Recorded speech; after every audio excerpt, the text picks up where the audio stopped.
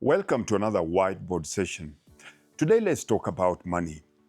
Have you ever wondered how comes most Christians, people that worship a God of abundance, struggle with poverty? If you look across Africa, we have the biggest population of Christianity, but the proportion of poverty to Christianity in the world is more leaning towards black people or most Christian countries being more poor.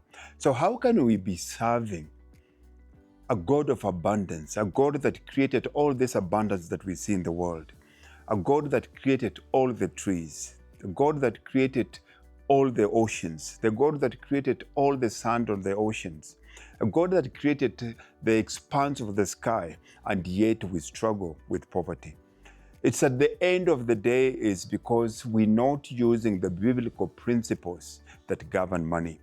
Let us look at how the world works and what are the main factors that are involved in terms of us creating wealth. The first thing that we all need is time. We all need time. But one of the things that we have to understand with time is a limited resource. Most people behave and treat time as if it's infinite. Time is a limited resource. And this is one of the resources that we're born with. When you are a young person, one thing that you have is time. When you are young, you always think like you will live forever. But over a long period of time, when you get older, you realize that's not true. The second thing, so we have time here. Then the second thing that we have here, of course, is money. This is $100 bill or whatever currency, wherever you live, you've got an old dead person here. And this is what we call a depreciating. This is a depreciating asset. Most people will always invest a limited resource to make what? A depreciating asset.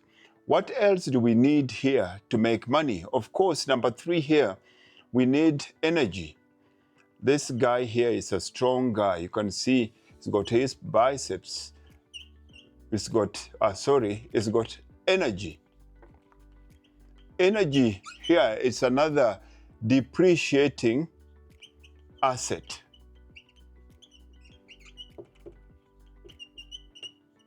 So for us to be able to make money, we have to invest a limited resource, which is time,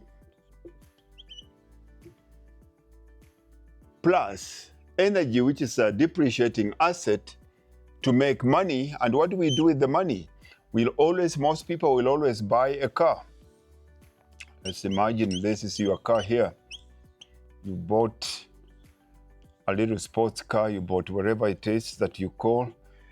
This as much as people think it's important, this is another depreciating liability. The minute you buy a new car and you drive it from the showroom, it's already depreciated by 25%. Now, you have something that you can never get back, which is a limited resource, which is time. You take your time. Time is the stuff that life is made of. Then you use a depreciating asset, which is energy. Energy, remember, is not finite. You have energy if you take good care of yourself. You have energy while you're still young. You have energy when demand does not exceed capacity.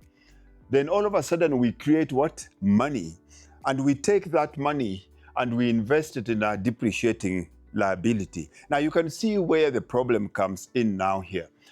How are we going to become rich if the two most important things that we have in life, we're taking them, giving them away, or expending them without getting it back, and all of a sudden we buy something that is consistently dying? How do we change that? Now, to change that, we need to start investing where? In these two resources that we consistently need. Because if you have more time, and if you have an abundance of energy, then the byproduct here is money. And then with money, you can use money now to invest in appreciating. You need to invest money. Let's say now you build a house, you've invested in property. This becomes appreciating asset. This becomes your appreciating asset. And then whatever you get out of this is what you spend in depreciating liabilities. And that's where the difference comes in.